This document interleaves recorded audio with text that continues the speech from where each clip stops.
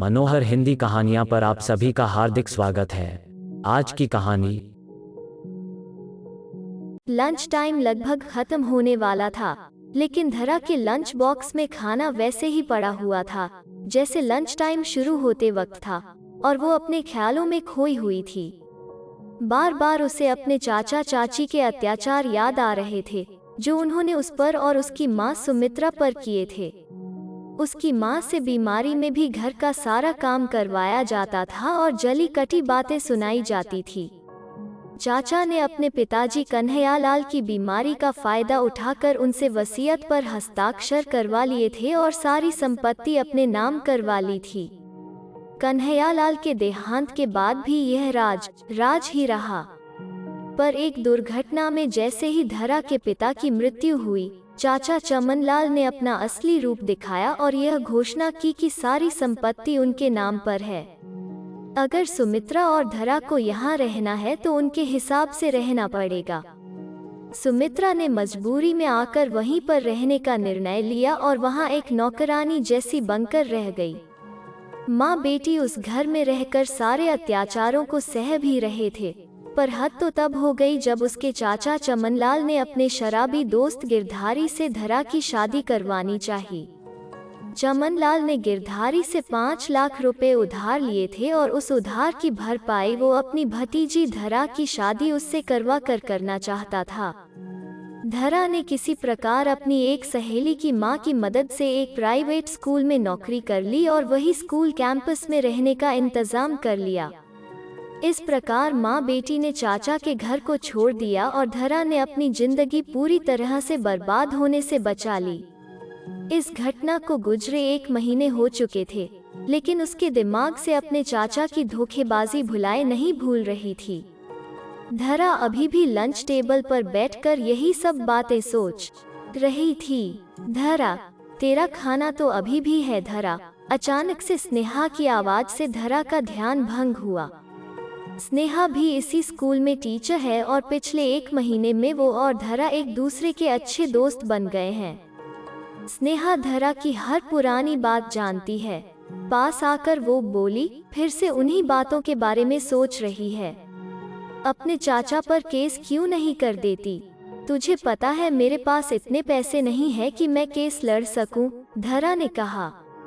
तो फिर सोचना बंद कर और जिंदगी को नए सिरे से चालू कर, स्नेहा ने सुझाव दिया। फिर थोड़ा रुककर बोली, एक बात तो है, तेरी जगह अगर मैं होती तो घर से निकलने से पहले उसे 2 लात जरूर मारती। यह सुनकर धरा हंसने लगी। फिर स्नेहा ने जेब से फिल्म की 2 टिकट निकालकर टेबल पर रखा और कहा, मैं भैया के साथ ये मूवी जाने वाली थी, लेकिन उनकी ड्यूटी लग गई है, तो आज शाम को हम दोनों चलते हैं। धरा को भी शाम को कोई काम नहीं था, तो वो राजी हो गई। शाम को स्नेहा और धरा पिक्चर देखकर जब लौट रहे थे, अचानक सामने से गिरधारी आ गया। उसके मुंह से शराब की बदबू आ रही थी।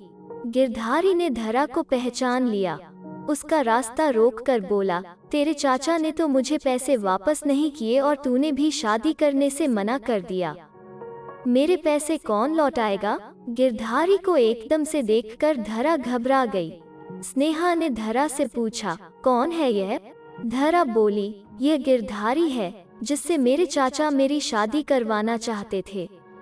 स्नेहा गिरधारी से बोली, पैसे इसके चाचा ने लिए हैं तो इसके चाचा से बात कर, हमारा रास्ता छोड़। गिरधारी नहीं माना और उसने धरा का हाथ पकड़ने की कोशिश की। स्नेहा ने एक तमाचा गिरधारी के गाल पर मारा। गिरधारी एकदम से सकपका गया। इसके बाद वो स्नेहा की तरफ बढ़ा। स्नेहा ने एक लात उसके दोनों पैरों के बीच में मारी। गिरधारी तड़प का जमीन पर गिर गया। आसपास के लोग ये देखकर वहां दौड़ कर आए। क्या हुआ? क्या हुआ? भीड़ ने पूछा। यह हमें छेड़ रहा था, स्नेहा बोली। मारो साले को, ऐसा कहते हुए भीड़ एक साथ गिरधारी पर टूट पड़ी। इसे तो पुलिस के हवाले कर देना चाहिए, भीड़ में से किसी ने कहा। ठीक कह रहे हो, ऐसा कहकर स्नेहा ने फोन निकाला और अपने भैया को कॉल लगाया। भैया, जरा स्टार सिटी मॉल के पास आ जाना, थोड़ी प्रॉब्लम हो गई है। दूसरी तरफ से आवाज आए, अब क्या कर डाला तूने? ठीक है रुक, 2 मिनट में आता हूँ। थोड़ी देर के बाद बाइक पर सवार स्नेहा के बड़े भैया आ गए। धरा ने देखा स्नेहा का भाई पुलिस की वर्दी में था। स्नेहा ने दोनों का आपस में परिचय कराया। यह मेरी फ्रेंड धरा है, जिसके बारे में मैंने आपको बताया था, और यह मेरे बड़े भैया इंस्पेक्टर अर्जुन सिंह है। मैं इन्हीं के साथ आने वाली थी, पर इनकी ड्यूटी लग गई। अर्जुन ने स्नेहा से पूछा, अभी तूने किसकी पिटाई कर दी? अरे भैया, पहले यह हमें परेशान कर रहा था, स्नेहा बोली। अर्जुन जमीन पर पड़े गिरधारी की तरफ बढ़ा। स्नेहा पीछे से बोली, भैया यह वही आदमी है जिससे धरा के चाचा इसकी शादी करवाना चाहते थे। अर्जुन बोला, अच्छा, अभी खबर लेता हूँ इसकी। धरा ने स्नेहा की तरफ आश्चर्य से देखा, मानो पूछ रही हो कि भैया को क्यों बताया। अरे, मैंने तेरे चाचा के बारे में भैया से बात की थी कि किसी तरह उसे पकड़ा जा सकता है कि नहीं। स्नेहा ने धरा को सफाई दी। क्यों, बहुत चर्बी चढ़ गई है, शराब पीकर लड़कियां छेड़ता है। चल थाने, वहां तेरी खबर लेता हूँ। अर्जुन ने गिरधारी को धमकाया। यह दोनों झूठ बोल रही हैं, क्या सबूत है मेरे खिलाफ? गिरधारी बोला। अर्जुन ने वहां पर लगे सीसीटीवी कैमरों की तरफ इशारा करते हुए कहा, वो रहा सबूत। सीसीटीवी कैमरों को देखकर गिरधारी बोला, ठीक है, कुछ ले देकर बात को रफा दफा करते हैं।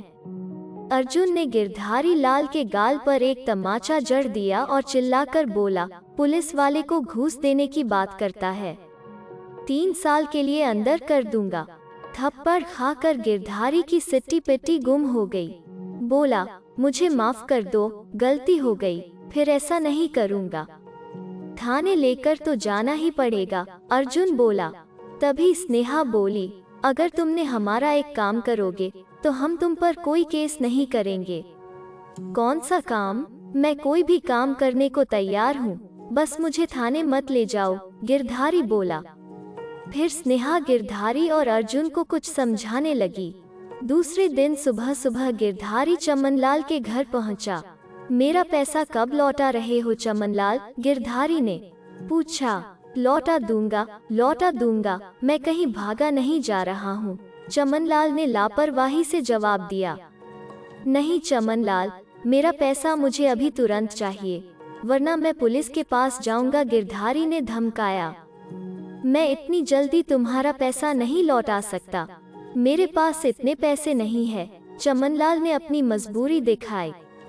तो ठीक है, तुम अपना यह मकान मुझे बेच दो। इस मकान की कीमत 20 लाख रुपए है। 5 लाख रुपए तुमने मुझसे लिए हैं, मैं तुम्हें बाकी के 15 लाख रुपए दे देता हूँ। बोलो राजी हो? मुझे थोड़ा सोचने का वक्त चाहिए, चमनलाल बोला। मेरे पास वक्त नहीं है, यह ऑफर सिर्फ आज के लिए है। अगर तुम अभी इस ऑफर को स्वीकार नहीं करते हो तो मैं तुरंत पुलिस के पास जाने वाला हूँ, गिरधारी ने धमकी दी। इतनी जल्दी सब कैसे हो सकेगा? कागजात बनाने में भी तो समय लगता है, चमनलाल बोला। मैंने सारे कागज बना लिए हैं। ऐसा कहकर गिरधारी ने चमनलाल के सामने स्टैम्प पेपर्स रख दिए और बोला, इन्हें पढ़ लो और साइन कर दो।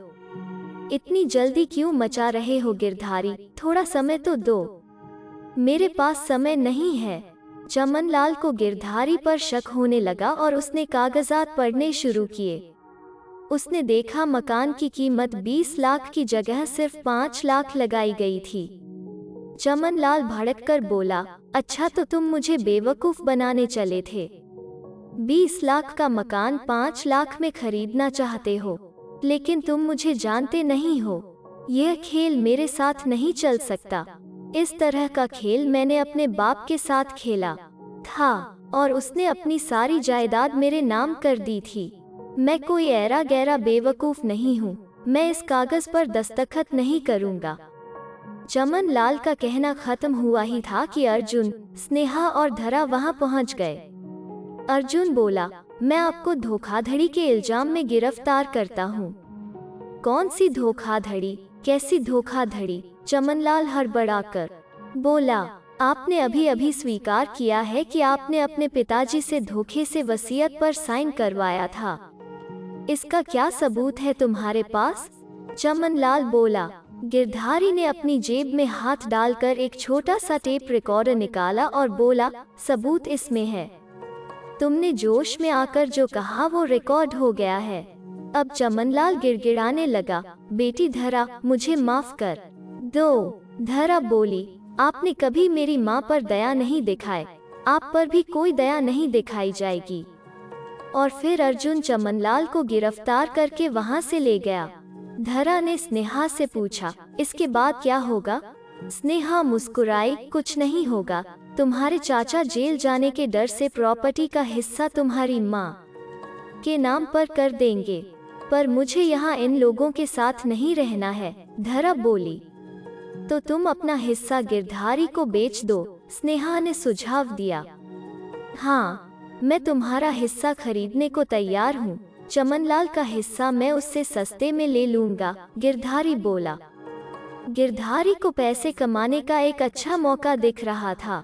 2 दिनों बाद स्नेहा के घर पर सुमित्रा जी, धरा, स्नेहा और अर्जुन एक साथ बैठकर प्लान की सफलता पर खुशी मना रहे थे। सुमित्रा बोली, धन्यवाद बेटा अर्जुन, तुम नहीं होते तो हमारी सारी जिंदगी पता नहीं कैसे कटती।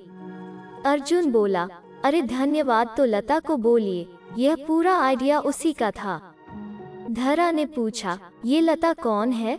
स्नेहा बोली, मैं हूँ। मेरा पूरा नाम स्नेहलता है। इतना लंबा नाम है, इसलिए सभी मेरे को स्नेहा कहकर पुकारते हैं। सिर्फ भैया मुझे लता कहकर पुकारते हैं। लता कहकर पुकारने का एक और कारण भी है, अर्जुन मुस्कुराते हुए बोला। क्या? धरा ने पूछा। यह बचपन से ही हर लड़के को लताड़ती रहती है, इसलिए मैं इसे लता कहकर पुकारता हूँ। सभी यह सुनकर हंसने लगे। पर जो भी हो, आइडिया बहुत अच्छा था। स्नेहा, तुम्हें तो कहानियाँ लिखनी चाहिए, धरा ने कहा। अर्जुन बोला, अरे आपको पता नहीं, यह कहानियाँ भी लिखती है। YouTube पर इसका एक कहानियों का चैनल है। पिछले महीने इसने वहां से 1 लाख रुपए की कमाई की है। चैनल का नाम कथा संहिता या कथा संचित है, मुझे ठीक से याद नहीं। स्नेहा चिढ़कर बोली, दोनों में से कोई भी नाम सही नहीं है। रहने दो भैया, आपको तो मेरी कोई भी अच्छी बात याद नहीं रहती है। आप जाओ अपने काम पर, मैं धरा और आंटी को दिखाती हूँ अपना चैनल। यह कहकर वो दोनों को लेकर अपने कमरे की तरफ चल दी और अर्जुन निकल पड़ा अपने काम पर। अगर आपको यह वीडियो पसंद आया तो इसे लाइक कीजिए, शेयर कीजिए और इस चैनल को सब्सक्राइब कीजिए। धन्यवाद।